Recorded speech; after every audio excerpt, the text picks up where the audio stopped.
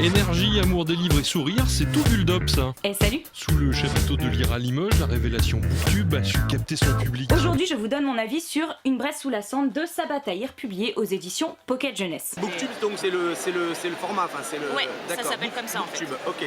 C'est l'analogie entre le terme book donc pour les livres Ouais, et ouais, YouTube. Donc, ok. là D'accord. par exemple vous avez la première booktubeuse mondiale. Pour nous, c'est une problématique très actuelle de se dire comment être présent d'une manière efficace. Et je vois, j'ai compris, enfin, je l'appréhendais déjà, mais je le comprends bien, c'est qu'il faut être toujours au taquet, quoi.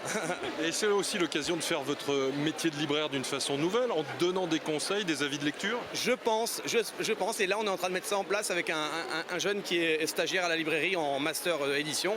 Et je pense que c'est un très très bon moyen. Ça complète en tout cas, et ça permet de toucher les publics qu'on touche peut-être difficilement dans la librairie classique. Je commence en vous donnant mon avis sur Une Bresse sous la cendre de Sabah Tahir, qui est un livre qui va faire énormément, mais genre énormément de boucans sur la blogo. Je crois qu'il faut vraiment être à la fois efficace et on ne peut pas se louper sur un média pareil.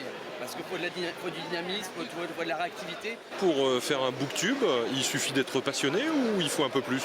Il faut être passionné. Pas besoin d'avoir bac plus 5, la passion suffit largement pour donner son avis sur un livre.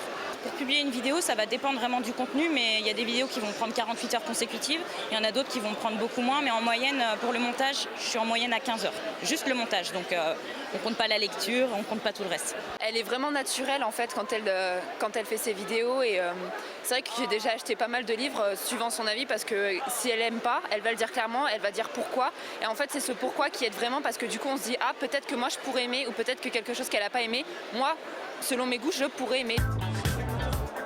Le Booktube c'est compris, alors on passe au Bullet Journal, une autre corde à l'arc d'Émilie. Très très fin, ouais, et plus épais. Et du coup tu peux faire des effets et tout. Ça c'est la vie. Je kiffe ce style.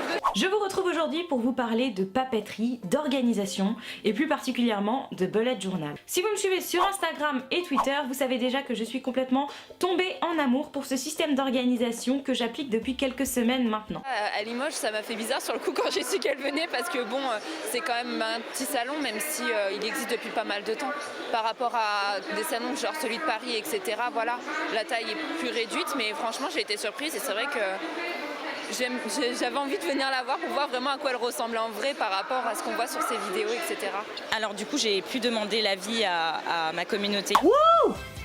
Let the sunshine, let the sunshine in. Ouais mais non en fait. Sur des idées de vidéos avec des mises en scène qui me turlupinent depuis un petit moment. Et puis voilà, ils m'ont donné leur regard neuf sur la chose et j'ai quelques idées qui sont apparues. En attendant une prochaine vidéo, je vous souhaite quant à moi d'excellentes lectures et je vous dis à très très vite. Ça passe.